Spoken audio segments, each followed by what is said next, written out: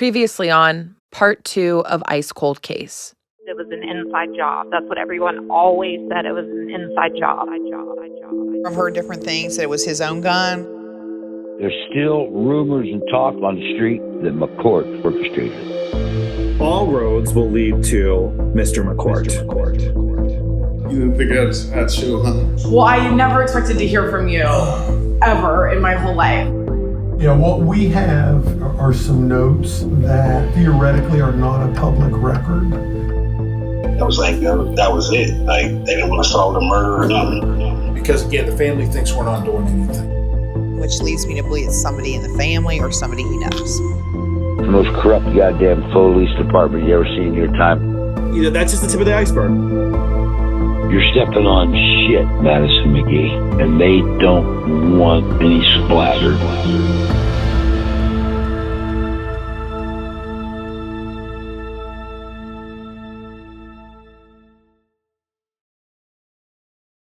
There's a story in Greek mythology about a man called Sisyphus. Sisyphus was known for his punishment. His task, for all of eternity, was to roll a boulder up a hill only to watch it roll back down every single time. Most people would call that situation hopeless. But sometimes, it's not an option to stop pushing. Sometimes it's not a choice. His determination is a reflection of our own capabilities to push through seemingly impossible circumstances. Every push up the hill is an opportunity for growth and self-discovery. While I know this investigation into the murder of my father, John Cornelius McGee, has seemed just like watching a boulder roll down the hill, I've mostly experienced the never-ending pressure of that boulder, sometimes crushing me under its weight. But each time, I've learned something new about the case, about the context, about my dad, and it adds new momentum for the next push. It's easy to feel frustrated by the lack of progress, and I won't recap all that has happened up to this point. But for a moment, I have to acknowledge what has come with each trek up the hill. More visibility for my dad's case, new sources uncovered, local relationships established. Sure, there have been some dead ends, but with each halt has come new clarity. Even if I am angry, exhausted, crushed when there's no end in sight, I remember why I'm here in the first place. I started this with the hopes that I'd find some sense of answers, closure, justice. But so far, all I've got is a sense of dissatisfaction that will last a lifetime. This case is ice cold. Only heat can melt the ice. And I want this so badly, I'm willing to burn the house down while I'm inside of it. Sisyphus spent an eternity doing the same thing and never making it over the hill. The difference between me and that Greek myth? I'm going to push the boulder to the other side, whatever it takes.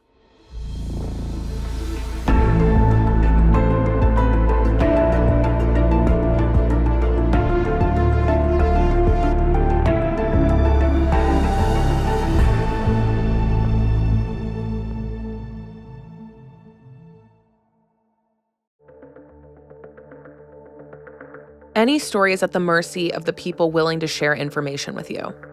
When I first started, I was very careful not to ruffle any feathers for the sake of maintaining a relationship with sources. Most of these people aren't just sources. They are also my family. I'm speaking with my dad's siblings, nephews, nieces, cousins, friends who treated my dad as if they were family. Anything that might make them upset could jeopardize their willingness to speak with me again. Even with trying to be as respectful and sensitive as possible, there were people who were very angry with what I did choose to share.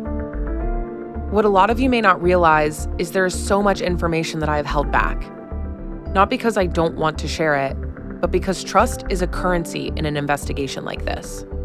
People only talk when they feel safe, and in some cases, when they feel like they have something to gain. I've had to navigate that carefully, balancing the need for answers with the reality that one wrong move could shut a door for forever. In my mind, that's what a real journalist does: build trust and rapport. So that's what I tried to do too. With the details that haven't been shared, I've still kept note of things that seem suspicious or worth revisiting in the future. But now that I am back at a standstill, the gloves are coming off. I have no one left to protect or consider. I'm giving you all that I've got. Because frankly, I'm tired of doing this, and I want to solve this case and move on with my life. I never dreamed of becoming a detective. When my life isn't being consumed by this case, I actually much prefer working in comedy. I am just a daughter, wanting to know who took my dad away. There's a moment in every long fight where something shifts. The exhaustion, the waiting, the backtracking. It either breaks you or it pushes you into a different gear. I'm in that different gear now. My goal now is to get all the information I've gathered out into the public. That means forcing the police to take the information I have gathered, not as a courtesy, but as a demand. This requires me to take a new approach. Show up places that I have not been invited to, not take no for an answer, and expose what has been hidden for 23 years. I am not satisfied with the case file that was created for my dad by the Belmont County Sheriff's Department. Now, there's nothing stopping me from building my own. I've already made so many discoveries and come to a lot of dead ends. So when it comes to looking at this once again from a new perspective, I knew I needed help finding a new launching off point. Someone who may have some insight was Rico McGee, my cousin and my dad's nephew, but most notoriously, his frenemy. Rico is an interesting person in this story because he was not at my dad's house that morning. He was in federal prison serving a life sentence, partially because of my dad's testimony against him during his trial. So if he didn't do it, why spend so much time thinking about him? He's the missing link of this entire case. He was the connector of this community, the family, this industry. Anyone who is attached to this case has an attachment to Rico. His knowledge is the most powerful thing I have right now. Talking to him wasn't as simple as picking up the phone. Rico is being held in a prison that only allows for phone visits, no in-person visitation. To even have a conversation, I had to download an app, go through the approval process, and wait for him to add me to his visitor list. A list that, by the way, only he controls. It was up to him whether or not I'd get my shot. When I finally did, in July of 2024, we spent a little over an hour on the phone. The reality of fighting for my dad on all fronts means I'm constantly wearing myself thin. Physically, mentally, emotionally. The day that I spoke to Rico, I was in Denver, Colorado at a conference to talk about my dad's case, while also fighting off a pretty bad flu. But this isn't a job. It's my life. And I don't get any days off. This isn't the first time I'm talking to a family member that I've never met before. It was, however, the first time I was meeting a family member through the barrier of prison. It's a stressful way to meet someone. Hi, nice to meet you. Did you kill my dad? I wasn't sure how to even prepare for a call with him. I had no idea what he would be willing to share or how he felt about me. But Rico was a man whose reputation preceded him. I really don't feel that comfortable talking about Rico. Rico can be violent. Can he be that violent? I don't know. I'm cordial with Rico, but I don't trust him. Rico is a real smart, intelligent individual, right? He can play and he can manipulate almost any situation in the world. He plays life like you play chess. Rico and I had never had any interaction at all, so it only felt fair to let this conversation be an honest first impression.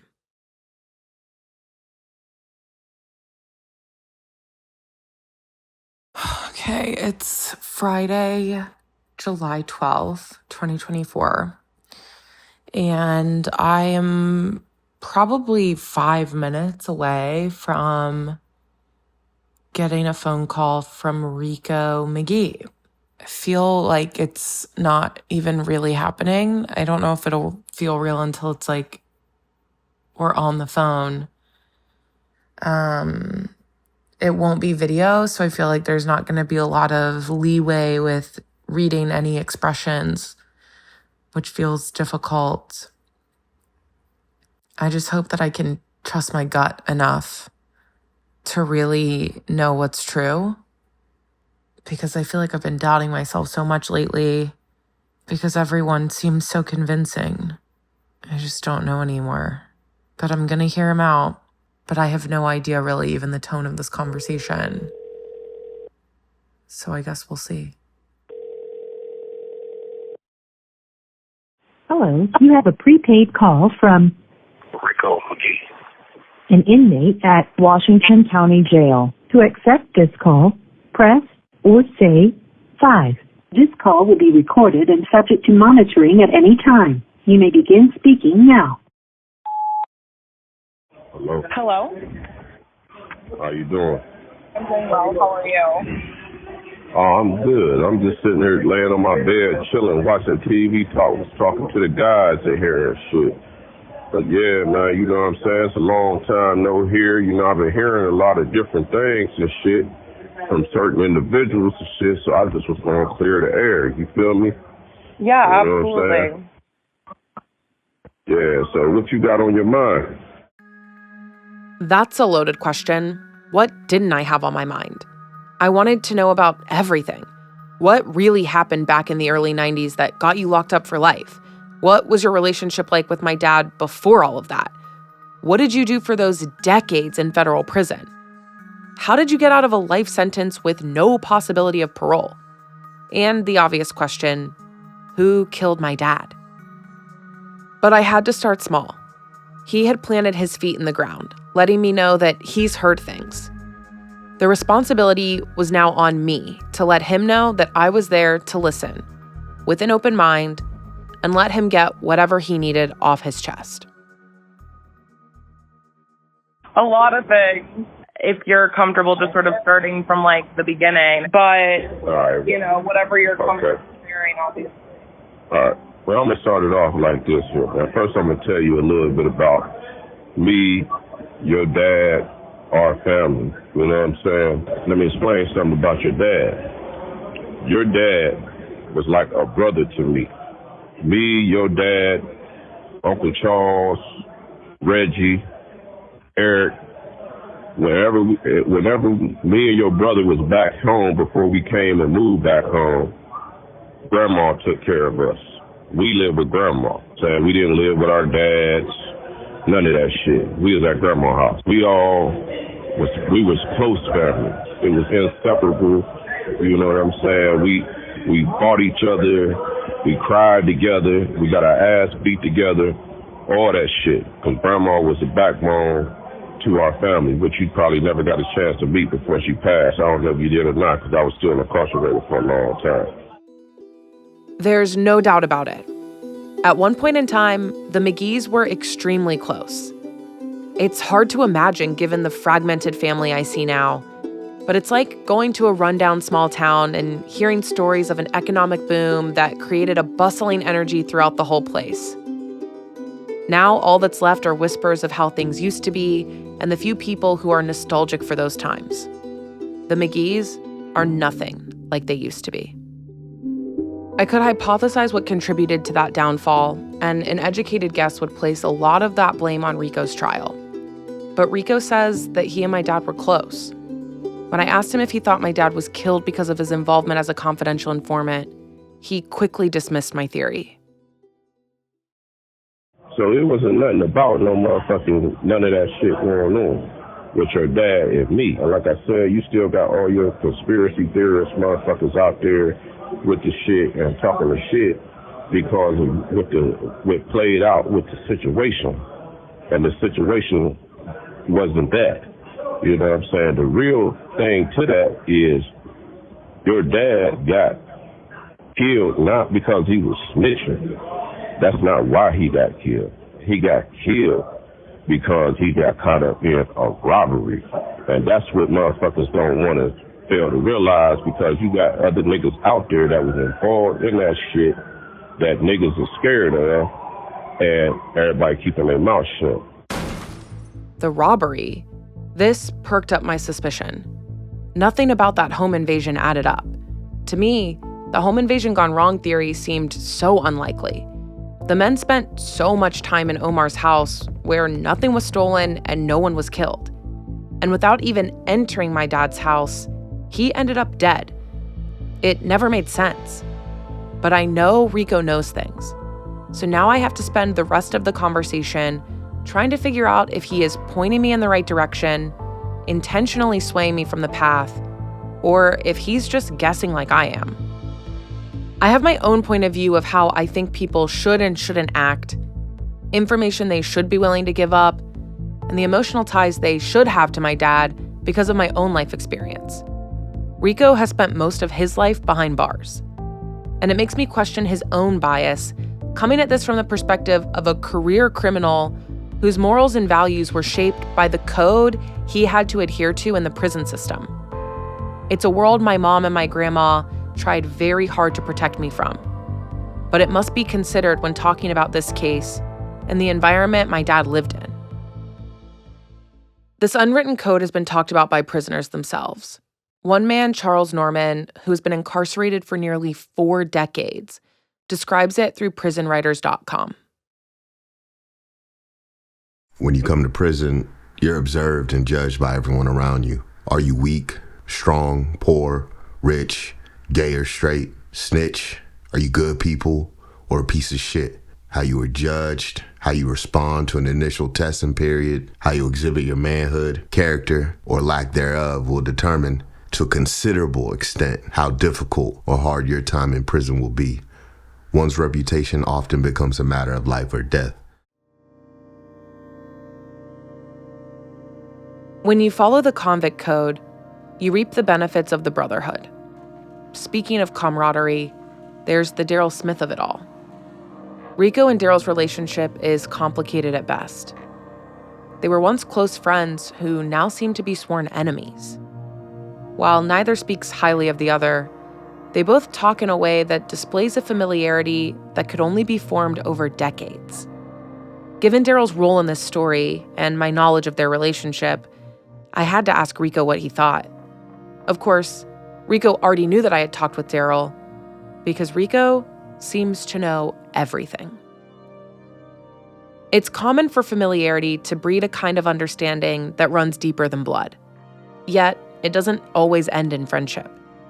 Rico's bitterness towards Daryl feels like it's rooted in a sense of betrayal, an old wound that never fully healed. In a world where loyalty is everything, the cracks in their relationship are glaring. When Rico talks about Daryl, it's not just frustration. There's something heavier beneath the surface. Let me just put it like this in a nutshell. That's his MO. That's what he do. That's his MO. Earl gets high. He's a thief. And he keeps a whole bunch of bullshit going on all the motherfucking time. That's what he do. And that's why I stopped fucking with Daryl. I basically raised Daryl from nothing. Everything Daryl learned, he learned from me. I treated him like a brother, but he don't know how to motherfucking listen. He always stay up in the middle of some shit. I ain't want to say nothing on here. I'm just letting you know, like, that's what he do. Yeah, I stopped messing with Daryl when I came home because of a lot of shit that, his name always be involved in. I lost another cousin fucking behind Daryl doing some dumbass shit. When I went to jail, me and him both went to jail the first time. And that's because he always in the middle of something and some niggas fucked him up. Rico's version of Daryl's MO, his method of operation, is a snapshot of how he views the world.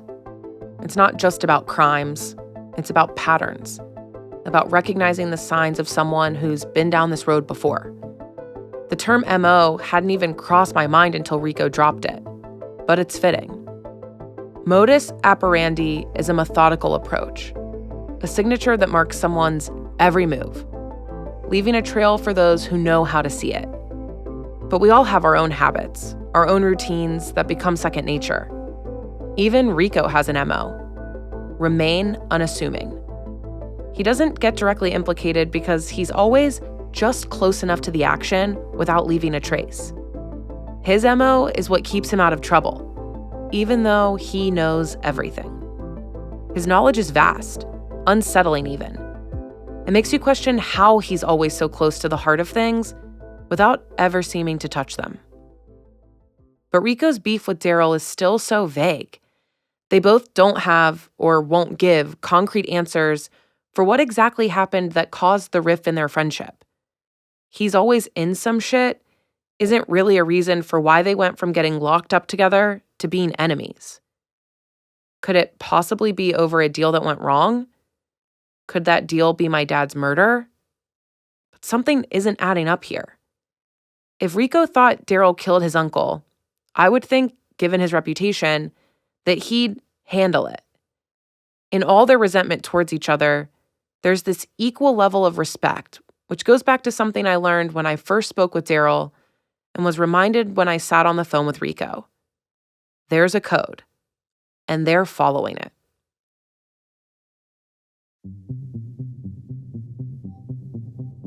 The root of this conversation with Rico is to determine what exactly he knows or thinks about what happened on the morning of July 11th, 2002. Rico had heard about all my theories before we spoke, which means he knew that I had some suspicion that he orchestrated the hit. Everyone I've spoken to has denied culpability, and Rico was no different. Because it is what it is, you know what I'm saying? And like I said, anything I do, baby girl, I stand on that shit. I'm 10 toes down. I'm a man's man. And I survived a lot of years in these motherfucking prison systems. I done, you know what I'm saying? I done did what I need to do in here, and niggas know that shit. That been in prison with me for years, and I done did shit out there niggas know about, and they know I ain't looking at recreation. So, and I'm just letting you know, this one about your dad, that wasn't me, and that's mine. That's on my grandma. I still couldn't understand how he thought this was a robbery gone wrong. If that were true, this should have been a pretty simple open-shut case. When I've talked with other family members, there's a sense of secrecy that I haven't been able to uncover, like they are protecting someone. This is why I've been so suspicious of family members. Maybe the family is trying to keep another cousin out of prison, but I've never been able to solve that puzzle. Now I have to consider the possibility that the pieces had been scattered on purpose, not hidden by strangers, but by the very people who should have been desperate for the truth. In true Rico fashion, he doesn't come right out and say it, but his implications speak for themselves. So let me ask you, because the way that you're describing it seems pretty, simple, right? Like, there was a robbery, it went a little haywire, there were these guys there, but then why does it feel like, at the time, anyone could have gotten this solved, even within the family? I mean, anyone could have, Curtis, your dad, anybody could have been like, this is what happened. You want me to tell you why they didn't get it solved? The reason why they didn't get it solved is because motherfuckers was trying to protect their people that created the situation from the beginning that was doing the pillow talk. That's what that was. Nobody didn't want to see the other problem come into play, saying nobody that they cared about would get in trouble. And the only reason why that shit ain't solved is because the family trying to protect whoever they trying to protect. But there ain't no motherfucking mystery of who did it.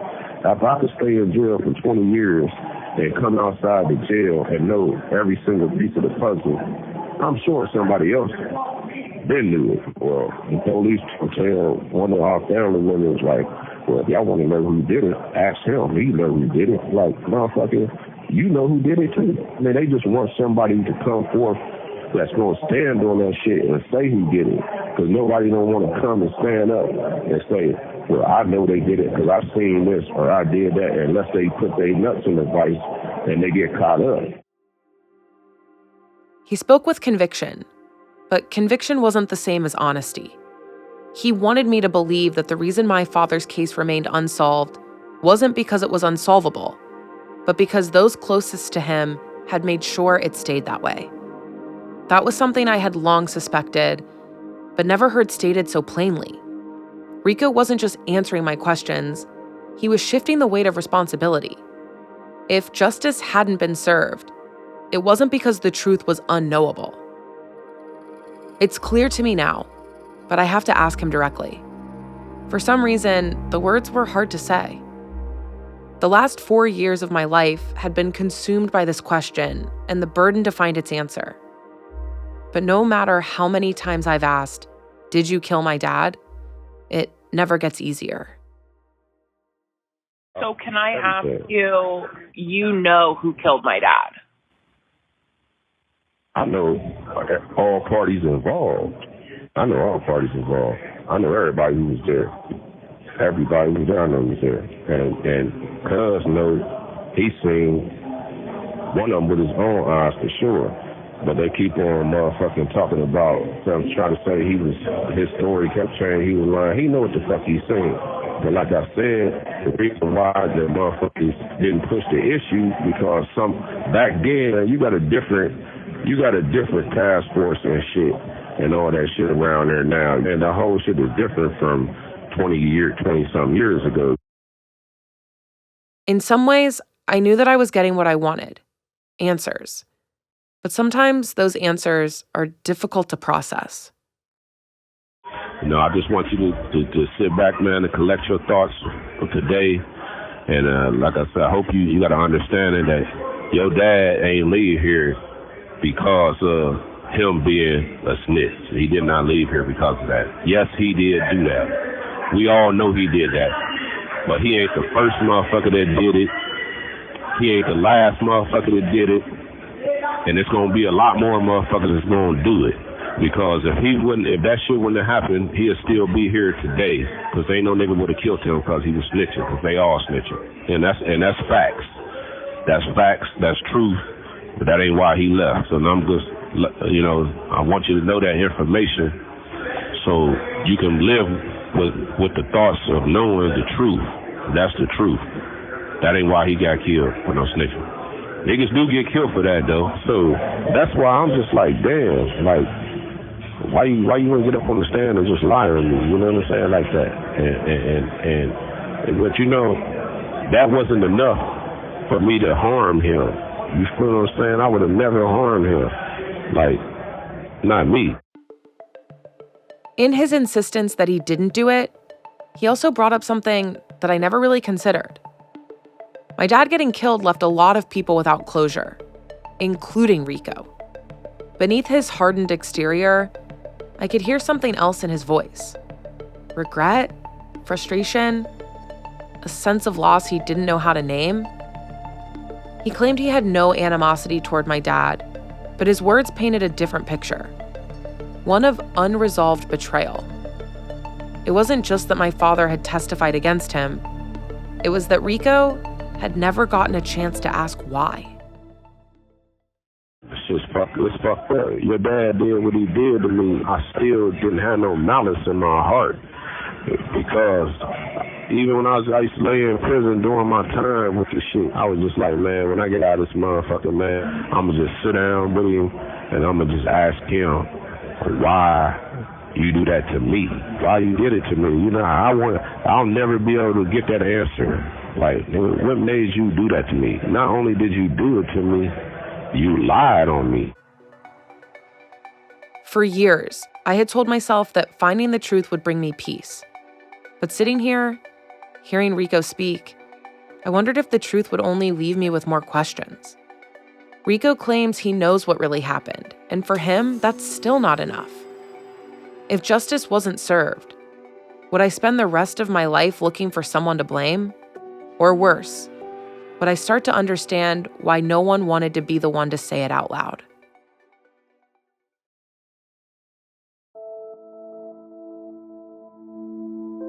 Rico and I have been talking for a while. I'm getting a sense of him, and he's getting a sense of me. We talked about a lot in the hour-and-a-half conversation we had. For a moment, there was a simple dose of humanity. I could feel the weight of his decisions and his path in his voice.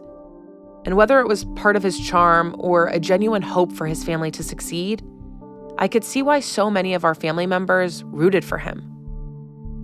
Acknowledging that doesn't mean trusting it.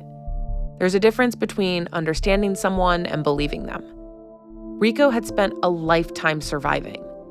navigating systems built to crush people like him, like my dad, like so many others in my family. When survival becomes your only mode, the truth can start to bend.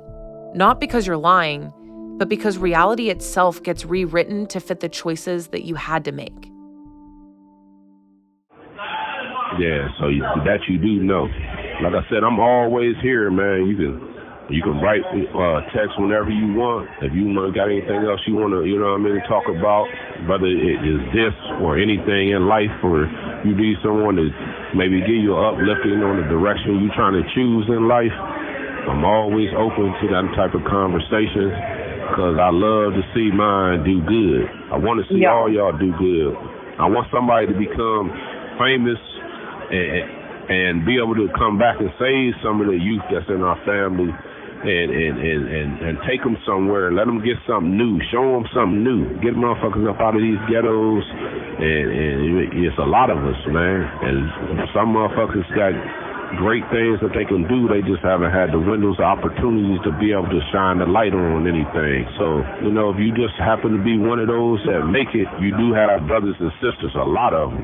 And you got a lot of them, nieces and nephews and all type of shit that you don't know. You got a lot of brothers and sisters. Try to reach out and get to know them, man. And if they don't want to deal with you, hey, fuck it. You just move on to the next one. I couldn't help but wonder if we had built a connection or if I was a pawn in his game. But there was something so raw and real, not only about what he was saying, but how he was saying it, that really resonated with me. In a lot of ways, Rico and my dad, and even Daryl Smith, have a lot in common. They are victims of circumstance. Dark, racially motivated, systemic circumstance, but circumstance nonetheless. Each of them made decisions, ones that got them behind bars, or in my dad's case, possibly got him killed. But they didn't choose this life for the thrill. They chose it for their own survival. And that, I understand, because I chose this path, to solve my dad's murder from the same instinct. I couldn't live with the weight of this massive unknown. The knowledge that someone killed my dad and never had to answer for it. It was going to kill me. You probably shocked to hear a motherfucker laying up in jail going through what he's going through, to tell you the truth, but I never was a bad person. Even though I did some bad things, I didn't live to be a bad person. I lived to be a good person. And like I told you, I was a family man. I made sure. And I loved my family, whether it was right or wrong, whether they did good or bad, I still loved them.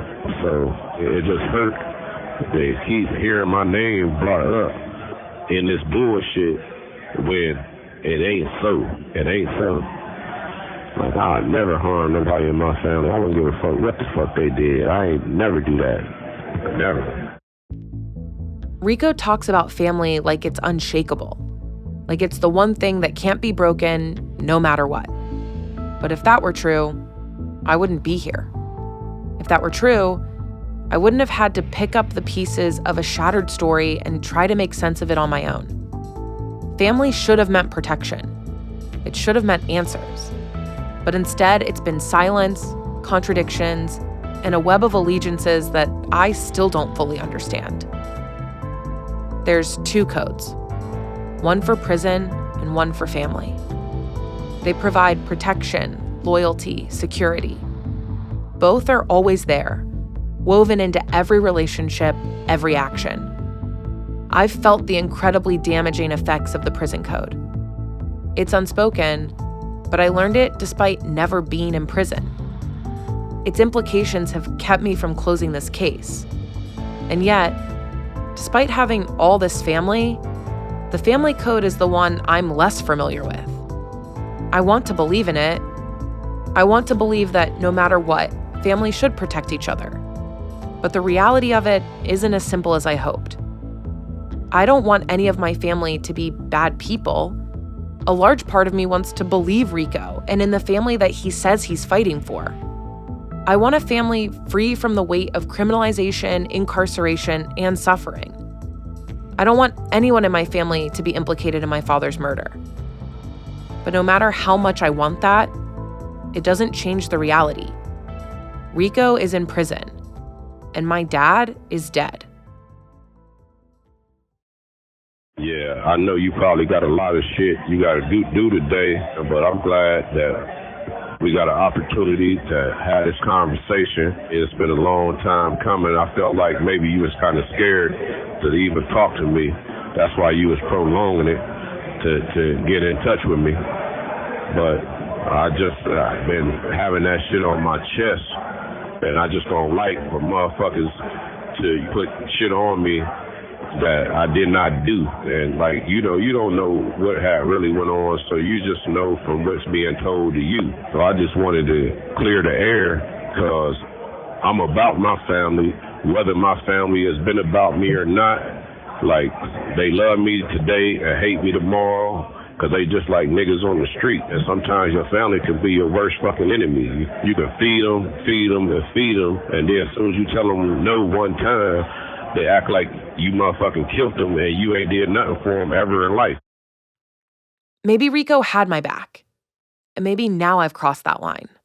Or maybe he respects what I'm doing for my family, for our family. Either way, I got what Rico was willing to give, and I was about to dive back into the case files with a new perspective, again, in the hopes that this time the outcome would be different.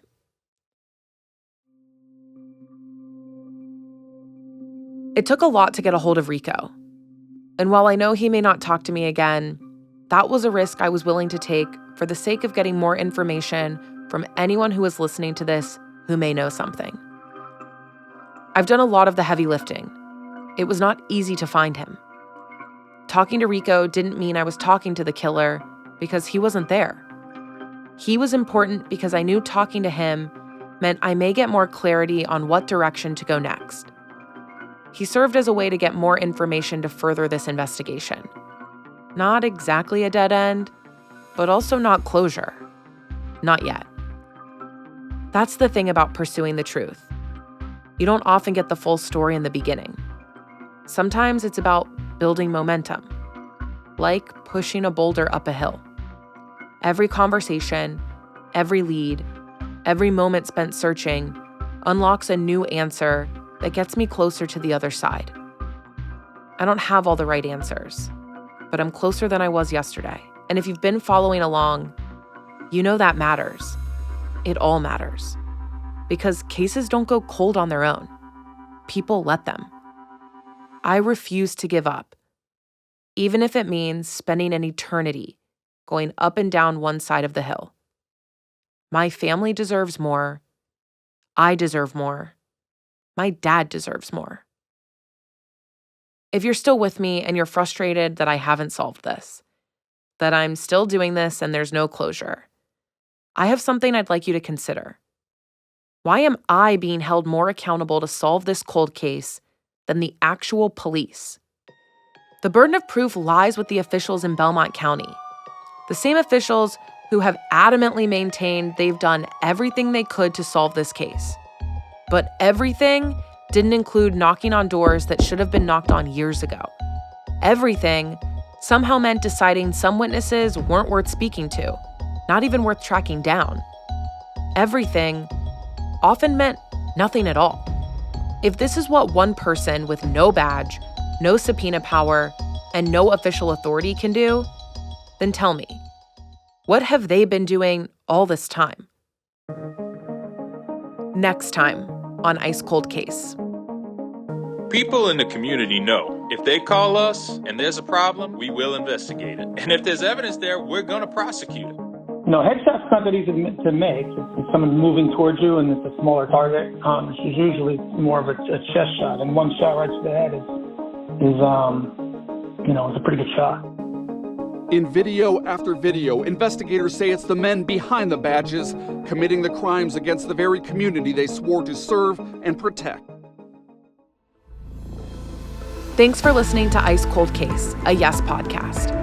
Recorded in Los Angeles at Spotify Studios. This episode was written, hosted, and produced by Madison McGee. Also produced by Jeremy Bembo.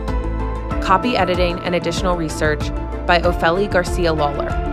Sound engineering and sound design by Shan McMullen. Graphic design by AJ Christensen. Creative consulting by Michael Hoff and Shekinah Starks. All outside sources are linked in the show notes. A video version of this episode is available on our YouTube channel, and a transcript is available at icecoldcase.com.